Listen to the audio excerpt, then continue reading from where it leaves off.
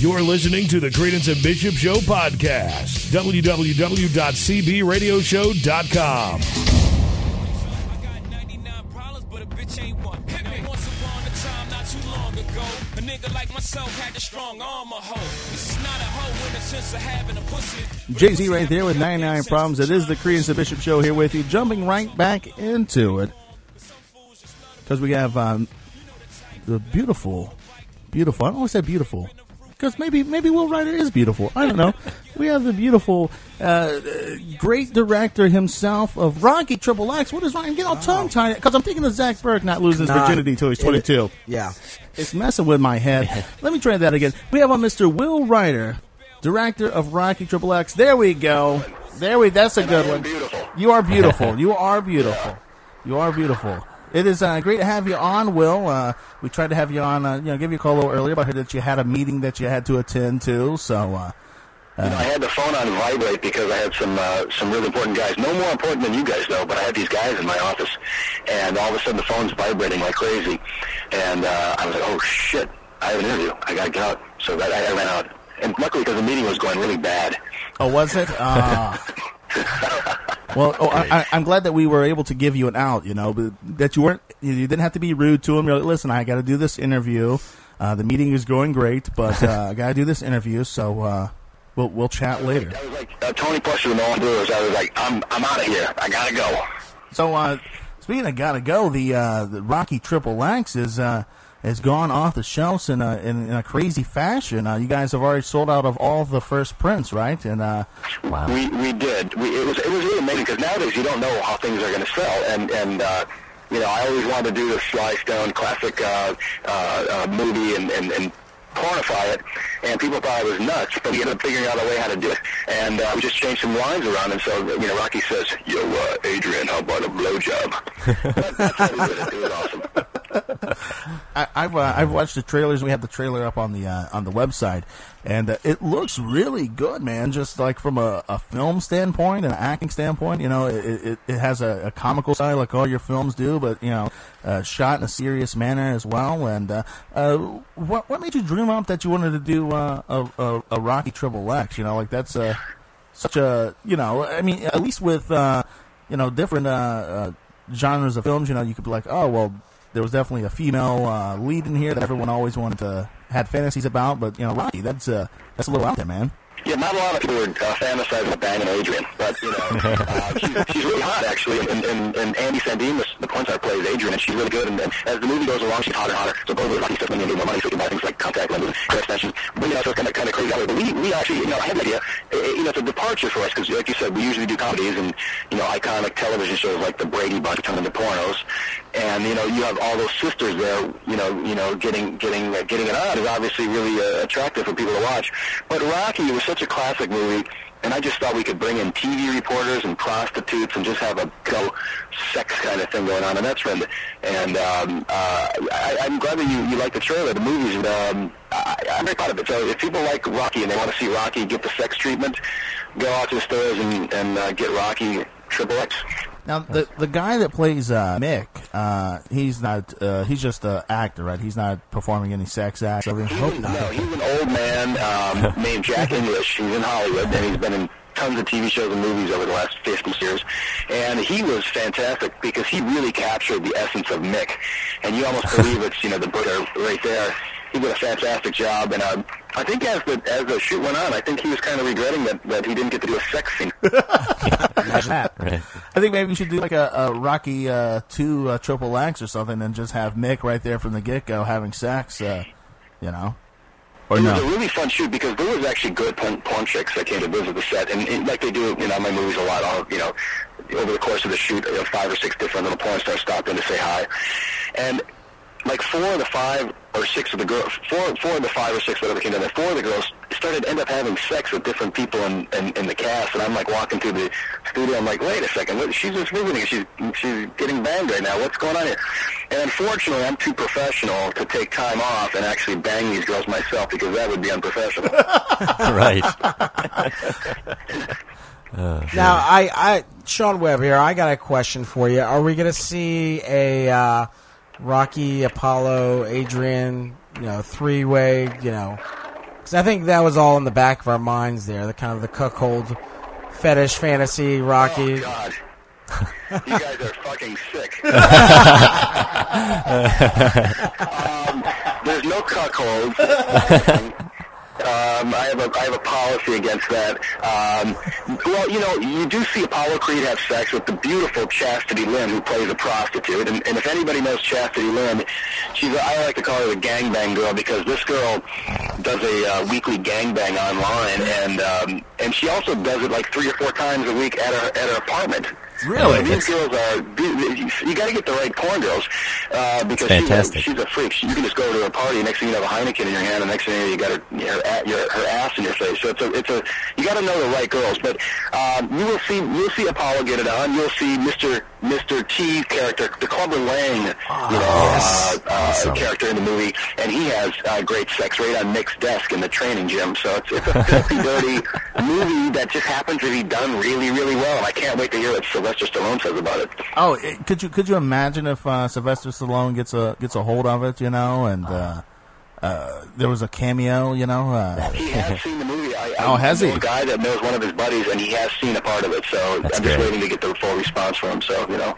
That's great. Hey, I hope he doesn't kick my ass and hate me for doing it. Oh no, he's like ripped up still, you know, and he's like 60-some years old, isn't he? So yeah, he could kick me on the block a little bit. But you know, the funniest thing is, I really think a lot of these celebrities, when they get their show or their movie or whatever it is, you know, the porn treatment, if it's done well, I really think they look at it almost as a badge of honor, because they got the porn parody treatment. And that's what we really try to do. And people, we've had a lot of responses from the main actors. People can actually see some of the responses on our website on sitcoms.com, like a sitcom, but only a sitcom. Right. And like you have some of the people of the Brady Bunch responding to what it was like to see the Brady, you know, movie. So you know, I think they look at it as it's a kind of a neat thing, because there's so many porno movies now that are parodies. I almost feel the people that don't get a parody of the show, they feel like they're left out. Oh yeah, I mean, they would definitely feel.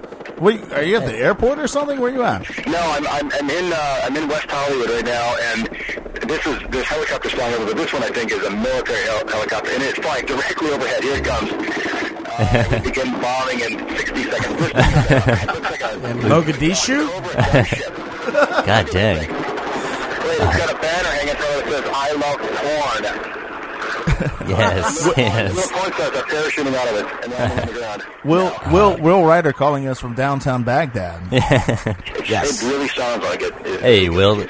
This is Zach Burke here. I just wanted to know, this is a really interesting film. Sounds fantastic. Are there Rocky stylistic elements in it? Like, will we see the Rocky character running upstairs? Oh yeah, that's all in the preview. Why do you think we fucking call it Rocky? Yeah, come on, what's wrong with you, Zach? That's gonna be great. I am the 2010 director of the year. I wouldn't let you down, Zach. I got him running up the stairs, doing the victory dance. I got him running through Skid Row. I got him running all by the train, by the pond. I got the whole thing. I have. It is so much like Rocky that if you watch this movie, you will forget that Sylvester Stallone actually made a Rocky. You'll think this was Rocky. What kind of question is that, Zach Burke? I mean, come on. Well, of course. Have you not seen the preview at least? I mean, I should have showed you the preview, but instead of eggs, is Zach the guy that was having trouble getting laid? Yeah, Zach is the guy that didn't get laid till he was 22. Right. Okay, Zach, I'm going to give you a little advice, okay? And this is me trying to help you out a little bit. Talk to me, Goose. Second. How old are you now, Zach? 23. Stepping on 24. Okay, so you just got laid a year ago? Yeah. Okay, here's the thing, and this is no bullshit. When I figured this out, my whole entire life changed. Women want to bang as much as we want to bang them. Yeah. And if you get your head around that thought, it will change the way you operate your entire life. Okay. Because a lot of guys, we used to think, you know, God, we'd be so lucky if we could bang that girl, and oh, she's too pretty for me, I could never get that girl. What I've learned is that every girl is gettable, and every girl wants to be got. Shit. Are you writing this down, Zach? Yeah. I'm going to get my screw comedy notes. Let me write this down. We got to put that on the bumper sticker. To get them, because not everybody looks like Brad Pitt. Not everybody has $1 million in their wallet. So the point is, you got to have something that makes you stand out a little bit. You know, girls love funny guys. Girls love a lot of different things. And if you blow that thing up, they're gonna, you know, then they believe any bullshit we string at them. So that's the best lesson I can give to you. Are you taking that in stride there, Zach? You write that down? Oh, this has been very informational. I'm learning pertinent. When I became a porn director, and when I won the AVN Award for Director of the Year, boy, did my life change. Oh yeah, you had to swat them off of you after that, huh? Every girl gave me a shot, and I was like, "Are you kidding me? This is beautiful. I love this." Now, at what point, you know, you said that every girl gave you a shot. Like, what's the craziest thing that happened that, you know, after, you know, while you were still in the phase of like, oh my God, this is insane? Like, what point was it when you were like, this is really insane? Me, Will Ryder, I shouldn't be doing this, but I am. Like, what point was it? I'll tell you one thing. There's many things, but one thing that stands out is, you know, I felt pretty good winning the award. I'm big time now all of a sudden, you know, and things are great. And I'm shooting a movie called Not the Bionic Woman and the $6 Million Man, XXX. And I have the beautiful Charlie Sheen cast-off, Brie Olson, as the Bionic Woman. Now, when I shoot my movies, as you know, for the guys that have seen them, we're really intense about it, really accurate. We're not a lot of downtime. We're really hustling and working really hard. And I'm getting a little bit older. I'm not a 23-year-old guy like Zach, you know. So sometimes I got to be romanced a little bit before the flag gets raised on the flagpole.